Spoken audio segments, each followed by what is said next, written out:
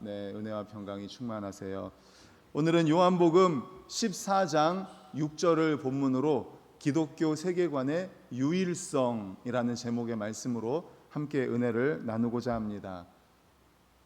오늘날 우리가 살아가는 세상은 한마디로 기준이 사라져버린 세상입니다. 기준이 사라진 세상입니다.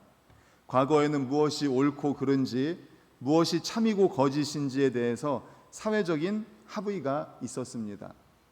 그러나 지금은 너에게는 이것이 진리일지 몰라도 나에게는 이것이 진리다 라는 말이 지혜로운 태도로 대접받는 시대에 살고 있습니다. 각자 자기의 소견에 옳은 대로 행하며 자신만의 진리를 만들어가는 세상입니다. 마치 사사기처럼요. 사사기가 어땠어요? 각자 자기 소견에 옳은 대로 행하는 시대였는데 점점 사사시대로 가는 것 같아요. 이러한 시대적 흐름 속에서 오늘 본문 말씀은 우리에게 거대한 충격으로 다가오고 있습니다. 본문에서 예수님이 선포하십니다. 우리 오늘 본문을 다시 한번 읽어보겠습니다. 시작. 예수께서 이르시되 내가 곧 길이요 진리요 생명이니 나로 말미암지 않고는 아버지께로 올 자가 없느니라. 아멘. 예수님이 말씀하십니다. 내가 길이다, 내가 진리다, 내가 생명이다. 그런데 이것을 영어 성경에서는 어떻게 표현하는지 그 다음 보여주세요. 예. 내가 길이다 했을 때 I am the way 앞에 정관사 더가 붙어 있어요. 그리고 and the truth 내가 진리다 and the life. 근데 수많은 길 중에 하나다, 수많은 진리 중에 하나고 수많은 생명 중에 하나다 해서 부정관사 어를 쓴 게 아니라 더를 썼어요. 더를 썼다는 건 굉장히 중요한 겁니다. 내가 바로 그 길이다, 유일한 그 길이다, 내가 바로 유일한 진리, 내가 바로 그 유일한 진리, 그리고 내가 바로 그 생명이다 라는 겁니다. 예수님이 아니면 결코 아버지께로 갈 방법이 없다, 아버지께로 갈 수 있는 유일한 길 바로 나밖에 없다라는 것입니다. 독점적이고 유일한 선언입니다. 오늘 우리는 이 말씀을 바탕으로 기독교 세계관의 유일성에 대해서 함께 은혜를 나누려고 합니다. 세상의 철학과 사상이 왜 인간을 구원할 수 없는지, 왜 오직 예수 그리스도만이 유일한 답이 되는지를 살펴보면서 우리의 신앙을, 우리의 믿음을 굳건하게 세울 수 있는 시간이 되시기를 간절히 소망합니다. 아멘. 오늘날 우리가 살아가는 이 시대의 거대한 영적 기류는 아마 많이 들어보셨을 거예요. 한번 따라해 보겠습니다. 상대주의, 포스트 모더니즘. 아마 들어는 보셨을 거예요. 좀 어렵지만 철학적인 이야기입니다. 상대주의 그리고 포스트 모더니즘입니다. 거대한 두 축으로 설명할 수가 있습니다. 이 사상의 핵심 명제는 매우 단순합니다. 그리고 매력적입니다. 바로 세상의 절대적인 진리는 존재하지 않는다라는 것입니다. 절대적인 진리는 존재하지 않는다. 그래서 모든 지식, 모든 도덕, 모든 가치관은 그것이 처한 시대적인 환경, 문화적인 배경 또는 각자의 주관적인 경험에 따라 얼마든지 변할 수 있고 상대적이라는 주장입니다. 이러한 상대주의 사상은 겉보기에는 매우 세련돼 보입니다. 그리고 관대해 보입니다. 그리고 포용력이 있어 보입니다. 나와 다른 타인의 생각을 함부로 정죄하지 않고 문화적인 다양성을 인정하면서 민주주의적인 가치에 완벽히 부합되는 것처럼 다가오기 때문입니다. 그래서 오늘날의 대중문화와 교육계는 상대주의를 최고의 지성으로 또 미덕으로 삼고 있습니다. 가르치고 있습니다. 만약 누군가가 아니다, 이것만이 절대적인 진리다 라고 말한다면 세상은 그 사람을 향해서 너무 독선적이다, 그것밖에 모른다고, 독선적이고 근본주의자고 편협하고 꽉 막힌 사람이라고 사회적인 낙인을 찍어버립니다. 그러나 사랑하는 성도 여러분, 이 상대주의 철학은 치명적인 내부 모순을 안고 있으며 결국 인간을 영원한 참 진리로 인도하는데 처참하게 실패했다는 사실입니다. 상대주의로는 영원한 진리로 인도할 수가 없습니다. 영원한 참 진리로 인도할 수 없습니다. 상대주의의 가장 큰 모순이 뭔지 아십니까? 이 세상에 절대적인 진리는 없다라고 말할 때 그 문장 자체를 하나의 절대적인 진리처럼 선포하고 있다는 사실입니다. 이게 모순인 거예요. 세상에 절대적인 진리는 없다라고 상대주의자들은 말하는데 그 말 자체가 절대적인 진리처럼 선포하고 있기 때문에 이게 모순인 거예요. 모든 것은 상대적이다라는 말이 절대적으로 맞다고 주장하는 순간 그들의 철학은 스스로를 파괴하는 모순의 늪에 빠지게 되는 겁니다. 상대주의자들이 기독교의 유일성을 공격할 때 전형적으로 이야기하는 고대 우화가 있습니다. 뭐냐면 코끼리가 있는데 맹인이 여러 명이 있어서 코끼리에 대해서 정의를 내리는데 맹인들의 정의를 가지고 맹인의 코끼리 만지기를 가지고서 말을 많이 합니다. 한 맹인이 코끼리 다리를 볼 수는 없으니까 다리를 만지면서 코끼리는 큰 기둥과 같다. 기둥과 같이 생겼을 것이다 라고 말합니다. 또 한 맹인은 코끼리의 귀를 만지면서 무슨 큰 부채 같은 모양이다. 코끼리는 부채다. 그리고 어떤 맹인은 코끼리 꼬리를 만지면서 코끼리는 무슨 줄 같다. 줄 같다라는 거, 밧줄처럼 길쭉하게 생겼다라고 말을 합니다. 상대주의 철학자들은 이 예화를 들면서 기독교를 향해 비웃듯이 말합니다. 봐라, 종교와 진리라는 것이 이런 것과 같다. 그러니까 기독교도 불교도 이슬람교도 힌두교도 거대한 진리라는 코끼리와 힌두교는 거대한 진리라는 코끼리의 각기 다른 부위를 만지고 있을 뿐이다. 그러니까 기독교만 옳다고 주장하는 것이 얼마나 편협하고 교만한 일이냐. 각자의 처지에서 본 각자의 진리가 다 맞다. 이게 바로 상대주의자들이 맹인 코끼리 만지기를 통해서 이야기하는 겁니다. 그러나 사랑하는 여러분, 이 예화에는 세상이 보지 못하는 거대한 영적 기만이 숨어 있습니다. 첫 번째가 뭐냐 하면 이 이야기를 논하고 있는 상대주의자 자신은 지금 어디에 있습니까? 맹인 코끼리 만지기라는 이 예화를 이야기하고 있는 상대주의자는 지금 어디 있어요? 그들은 자신이 코끼리 다리나 귀를 만지는 맹인의 자리에 있다고 생각하지 않습니다. 그들은 코끼리의 전체 모습을 눈으로 온전히 내려다보는 눈뜬 관찰자의 위치에 자신을 슬그머니 올려놓고 있다는 거예요. 자신은 모든 종교의 실체를 다 꿰뚫어 보고 있는 전지전능한 존재인 것처럼 행동하면서 다른 종교인들을 향해서는 너희는 눈먼 맹인일 뿐이니까 잠자코 있어라 라고 정죄하는 교만을 부리고 있는 것입니다. 이해가 되십니까? 맹인들은 코끼리는 기둥이다, 코끼리는 부채다, 코끼리는 밧줄이다 라고 이야기하는데 봐라, 종교라는 것이 이런 것이다. 코끼리가 있는데 맹인이 각자 만지면서 정의하는 것처럼 기독교도 힌두교도 불교도 코끼리라는 일부분을 보면서 그렇게 얘기하는 거다라고 말하는 이 상대주의자는 다 보고 있는 거예요. 자신을 코끼리도 다 보이고 맹인도 다 보이는 절대적인 위치에다가 자기를 놓고 있다는 거예요. 두 번째는 맹인들이 각자 만진 부분적인 경험, 기둥이고 부채고 긴 줄이고 하는 그런 부분적인 경험이 사실일지라도 그것을 다 합치거나 인정한다고 해서 코끼리의 본질이 기둥이나 부채로 변하는 것은 아니라는 것입니다. 맹인들의 주관적인 의견과 상관없이 코끼리는 코끼리로 존재합니다. 객관적이고 절대적인 실체로 존재한다는 거예요. 인간이 깨닫지 못한다고 해서 진리가 사라지거나 쪼개지는 것은 아니라는 것입니다. 성경은 인간이 고안해낸 이러한 세상의 초등학문과 철학적 시도들이 얼마나 허망한 것인지를 이미 2000년 전에 성경을 통해서 명백하게 말씀해주고 있습니다. 바로 골로새서 2장 8절입니다. 우리 화면 보고 같이 읽습니다. 시작. 누가 철학과 헛된 속임수로 너희를 사로잡을까 주의하라. 이것은 사람의 전통과 세상의 초등학문을 따름이요 그리스도를 따름이 아니니라. 아멘. 세상 철학은 인간의 이성을 무한히 신격화해서 인간 스스로의 사색과 탐구를 통해 진리의 상아탑을 쌓을 수 있다고 장담해 왔습니다. 하지만 그 장구한 철학의 역사가 남긴 결과 지금 어떻습니까? 그 장구한 철학의 역사가 남긴 결과 지금 어떻습니까? 도덕적인 붕괴, 극단적인 이기주의, 그리고 무엇이 진짜 옳은지 알 수 없다는 영적 허무주의뿐입니다.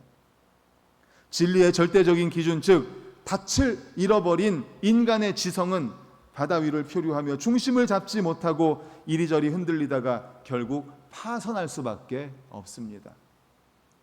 인간이 스스로 진리를 규정하려 했던 모든 철학적 시도는 결국 완전한 실패로 끝났음을 우리는 기억해야 할 줄로 믿습니다.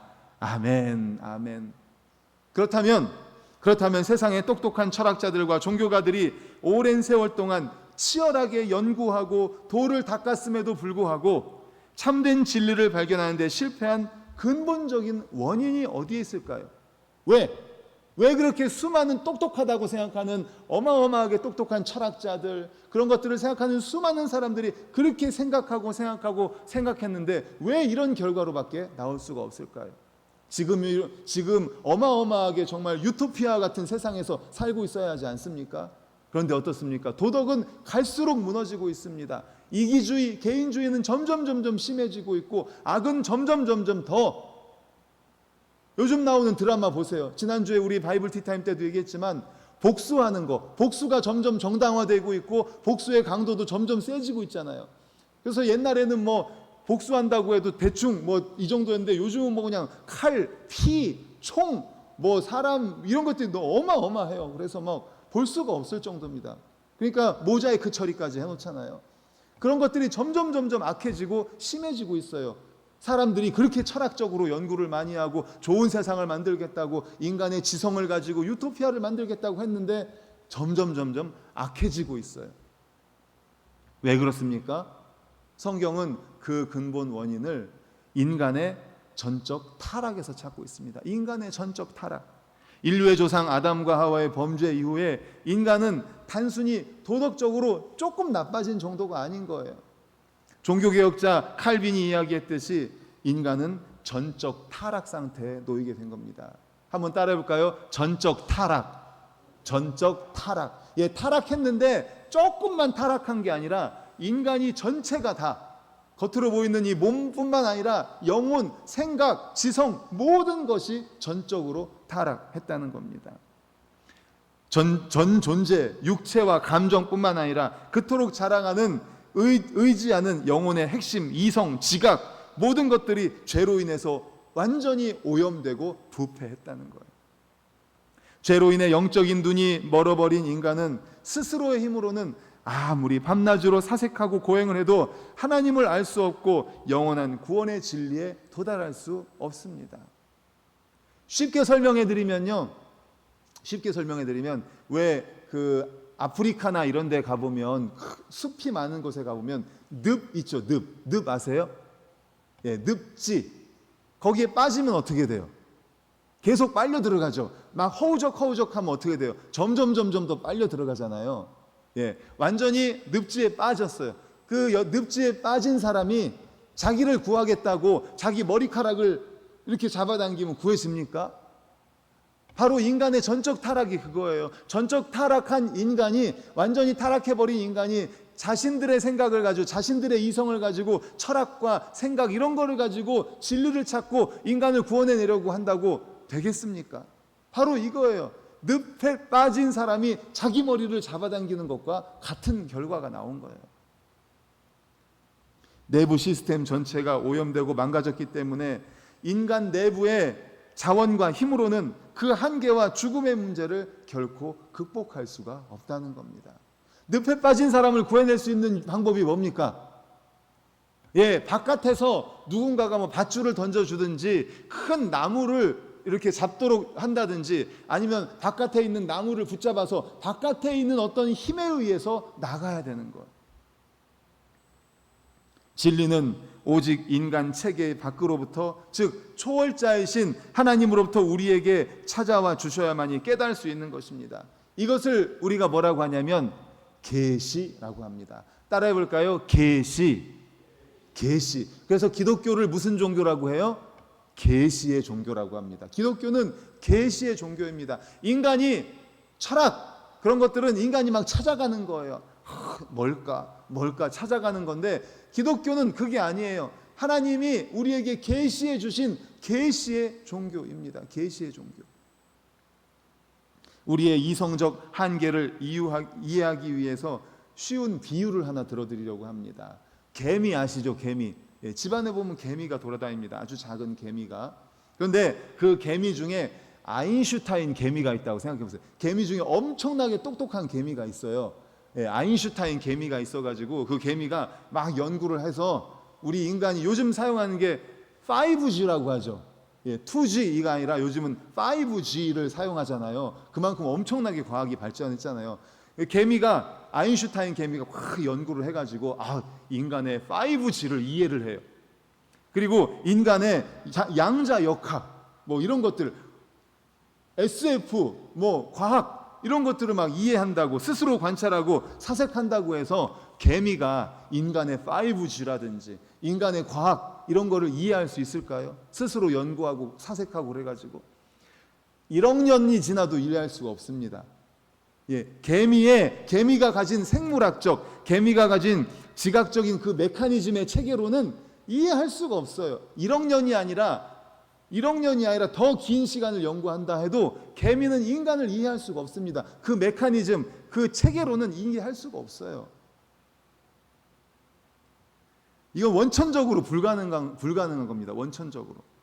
그렇다면 그 개미가 인간의 세계와 인간의 마음을 알 수 있는 유일한 방법은 무엇입니까? 우리가 알려주는 수밖에 없는 거예요. 우리가 그 개미를 연구해서 개미가 이해할 수 있는 방법, 개미가 이해할 수 있는 방법으로 인간이 알려주는 수밖에 없다는 거예요. 내 마음은 내가 여기 있고 내 마음은 이렇다 뭐 등등 자신을 직접 나타내 보여주는 길밖에 없다는 것입니다. 창조주 하나님과 피조물인 인간 사이의 격차 어마어마합니다. 인간과 개미의 격차보다 훨씬 더 큽니다. 게다가 인간은 죄로 인해서 영적인 안테나가 완전히 부러졌습니다. 영적으로 완전히 타락해버린 전적인 타락의 상태예요. 사도 바울은 타락한 인간의 영적 무지와 지성의 부패 상태를 향해 이렇게 선언하고 있습니다. 에베소서 4장 18절 같이 읽겠습니다. 시작. 그들의 총명이 어두워지고 그들 가운데 있는 무지함과 그들의 마음이 굳어짐으로 말미암아 하나님의 생명에서 떠나 있도다. 아멘.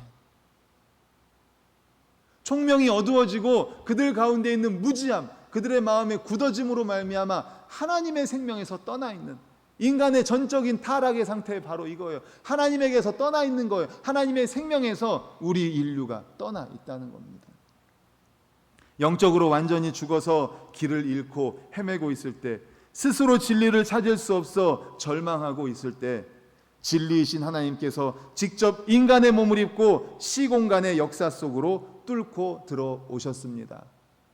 어마어마한 일입니다. 어마어마한 일이에요. 그것을 뭐라고 말합니까? 역시 따라해볼까요? 성육신. 다시 한번 시작. 성육신. 예, 오늘 사실 좀 어려운 내용입니다. 예, 오늘 어려운 내용이고 지난주부터 해서 세계관에 대해서 말씀드린다고 했잖아요. 예, 8월 말까지 이 세계관에 대한 이야기인데 어렵습니다. 하지만 너무너무 중요한 이야기입니다. 너무너무 중요한 이야기이기 때문에 최대한 우리 성도님들이 노력해 주셔야 됩니다. 이해하기 위해서. 또 그리고 하나님께 은혜를 구해야 돼요. 이 세계관을 우리가 이해하고 이 세계관을 받아들이고 이 안에서 우리가 기도하면서 나아가야 하기 때문입니다.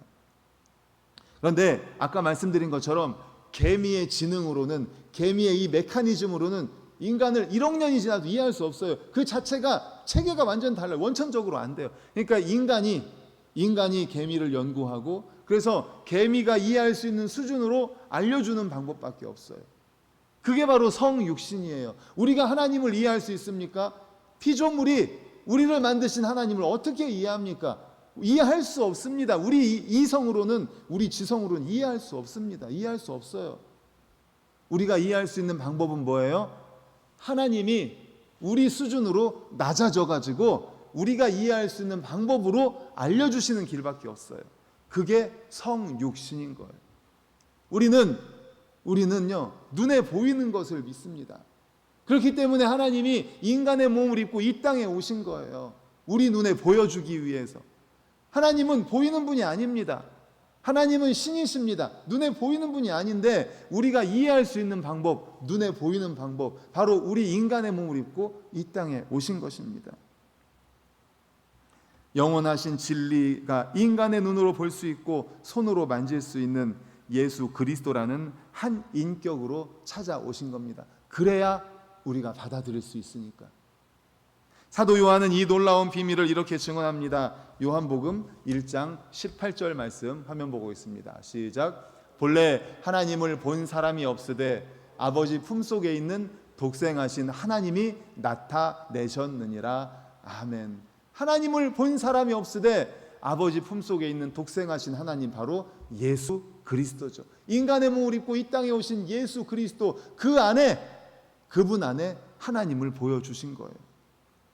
예수 그리스도는 인간이 인생의 고뇌를 해결하기 위해 머리를 맞대고 고안해낸 수많은 종교적 선지자나 훌륭한 도덕적 스승 중에 한 명이 아닙니다.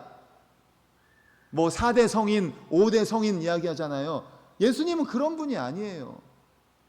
다른 종교의 창시자들은 내가 진리를 구하는 길을 찾아보겠다, 내가 진리를 한번 찾아보겠다, 철학적으로 사고하고 연구하고 자신이 어마어마하게 노력을 합니다. 그래서 진리란 이런 것이다라고 이렇게 제시하려 했지만 예수님은 그렇게 말씀하지 않으셨습니다. 오늘 본문에서 뭐라고 그랬어요? 예수님이 내가 길이다, 내가 바로 그 길이다, 그리고 내가 바로 그 진리다, 내가 바로 그 생명이다.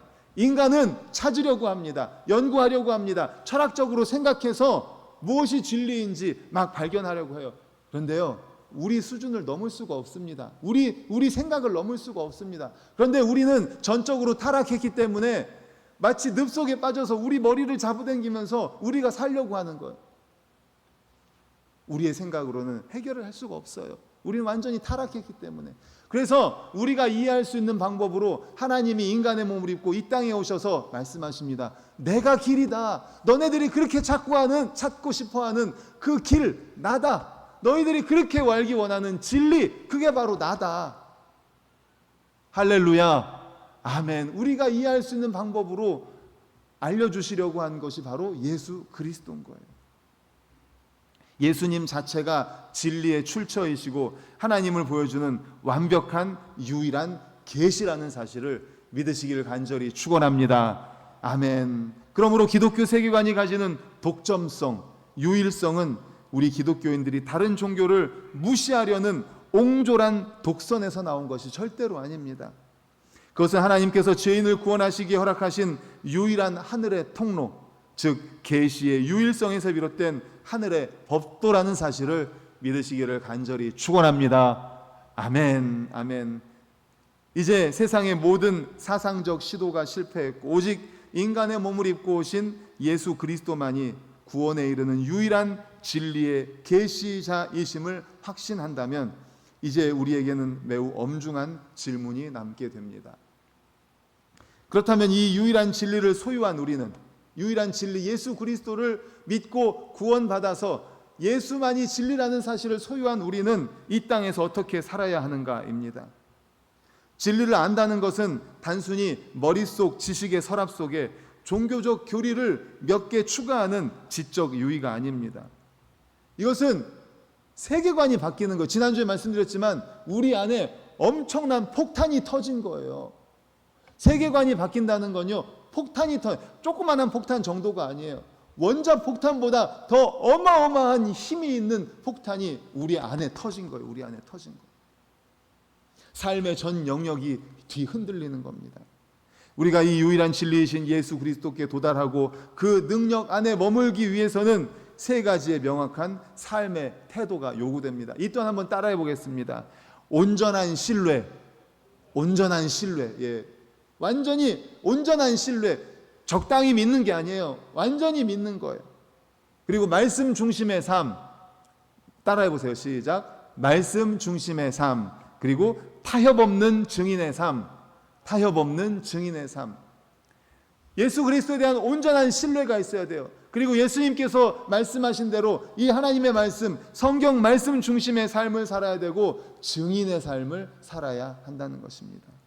많은 현대 그리스도인들이 예수님이 진리라는 사실에 머리로는 동의하지만 삶의 실제적인 영역에서 선택의 순간에는 세상의 상대주의적 가치관을 따라 타협하며 살아가고 있습니다.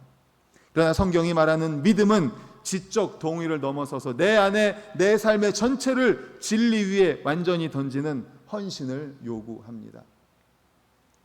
한 탐험가가 이제 원시림 속에, 울창한 숲 속에 이제 탐험을 하게 되었어요. 그런데 어디가 어디인지 구분할 수가 없어서 탐험가들이 꼭 갖고 다니는 게 뭐죠? 나침판을 꺼내 들었습니다. 그런데 나침판을 꺼내 들어서 보는데 이게 고장이 난 거예요. 자성이 교란이 돼가지고 막 왔다 갔다, 가만히 놔두면 이게 움직이다가 북쪽을 딱 가리켜야 되잖아요, 나침판이. 그런데 얘가 고장이 난 거예요.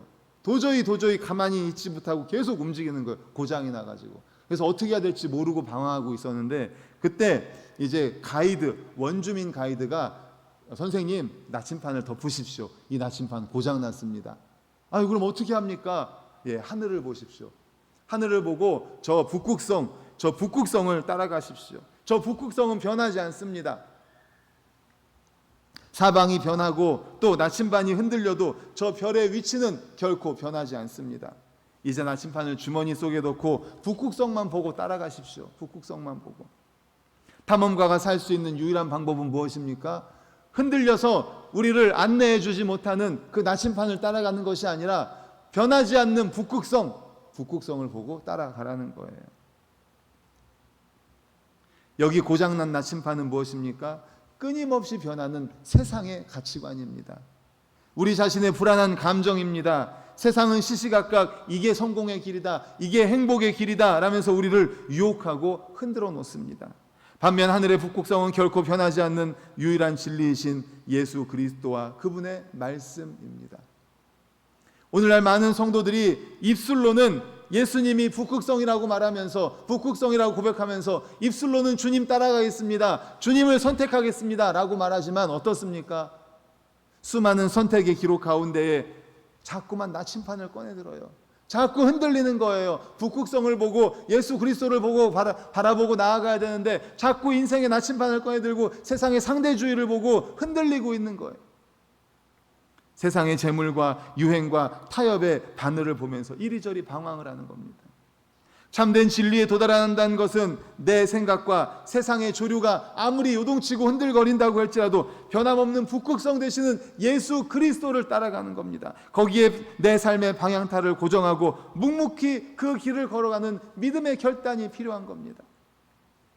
예수께서는 진리 안에서 자유를 살아가는 성도들의 능력을 이렇게 말하고 있습니다. 요한복음 8장 31절 32절 우리 다 같이 읽겠습니다. 시작. 그러므로 예수께서 자기를 믿은 유대인들에게 이르시되 너희가 내 말에 거하면 참으로 내 제자가 되고 진리를 알지니 진리가 너희를 자유롭게 하리라. 진리를 알지니 진리가 너희를 자유롭게 할 것이다. 세상에 묶여서 세상의 그 나침반에 흔들리고 거기에 유혹당해 가지고 상처받고 울고 힘들어할 때 주님께서 말씀하십니다. 진리를 알지니 진리가 너희를 자유롭게 할 것이다. 진리가 누구예요? 예수 그리스도예요. 예수님이 말씀하시면 내가 곧 길이요 진리요 생명이다. 우리가 매일 마주하는 세상은 끊임없이 가짜 뉴스를 쏟아내고 음란하고 타락한 문화 속에서 내가 원하는 대로 살라며 우리를 유혹합니다. 이러한 영적 전쟁터에서 승리하는 비결은 오직 하나, 매일 주님의 말씀 안에서 살아가는 것입니다. 하나님의 말씀을 단순히 읽는 것을 넘어서서 내 삶의 유일한 재판관이자 절대적인 표준으로 삼고 그 말씀대로 한 걸음 한 걸음 걸어가는 것입니다.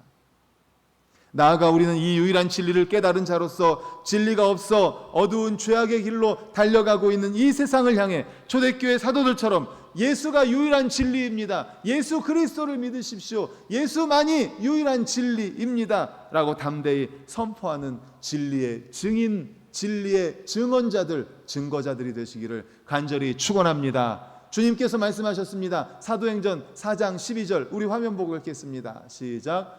다른 이로서는 구원을 받을 수 없나니 천하 사람 중에 구원을 받을 만한 다른 이름을 우리에게 주신 일이 없음이라 하였더라. 예, 구원을 받을 만한 다른 이름을 우리에게 주신 일이 없습니다.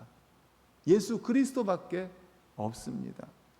세상의 거센 조류 속에서도 타협하지 않고 오직 유일한 진리, 내가 바로 그 진리다. I am the truth. 내가 바로 the truth, 바로 그 진리다. 여러 개 진리 중에 하나, 여러 위대한 성자 중에 한 사람이 아닙니다. 바로 하나님이신 예수님, 우리를 만드신 바로 그분이, 진리 되신 그분이 이 땅에 오셨습니다. 예수 그리스도만이 진리이고 우리의 생명입니다. 바로 예수 그리스도만을 붙잡고 세상을 변화시키는 거룩한 성도님들 되시기를 간절히 축원합니다. 아멘. 이제 말씀을 정리하려고 합니다. 세상은 우리에게 손가락질 할지 모릅니다. 그리고 손가락질 하고 있습니다. 독선적이라고, 기독교는 배타적이라고, 자기밖에 모른다고, 예수 구원받는 진리는 예수밖에 없다고 그렇게 말합니다. 기독교는 왜 그렇게 독선적이냐고, 예수만 구원이라고 말하냐고 비난합니다. 그러나 그것은 독선이 아니라 사실입니다. 절벽에서 떨어지는 사람에게 던져진 유일한 밧줄을 잡으라고 외치는 것, 절벽에서 떨어진 사람에게 밧줄 잡으라고 외치는 게 이게 독선입니까? 그게 생명을 살리는 길입니다. 유일한 길입니다. 상대주의 철학은 결코 우리를 구원하지 못합니다. 인간의 이성은 타락하여 스스로 진리를 발견할 수 없습니다. 우리는 전적인 타락한 상태입니다. 잊지 마십시오. 늪에 빠져가지고 자기를 구원하겠다고 자기 머리카락 잡아당기고 있는 게 우리 인간이에요. 그래서 어디까지 왔습니까? 이 시대를 바라보십시오. 얼마나 악해졌는지 모릅니다. 점점 더 악해지고 점점 더 타락하고 점점 더 음란해지고 있습니다. 인간이 만들어낸 방법이 바로 이거예요. 오직 하나님께서 우리를 사랑하셔서 독생자 예수 그리스도를 이 땅에 보내어 유일한 진리의 길을 열어주셨습니다. 이번 한 주간 살아갈 때 세상의 다원주의와 상대주의 조류에 휩쓸리지 마십시오.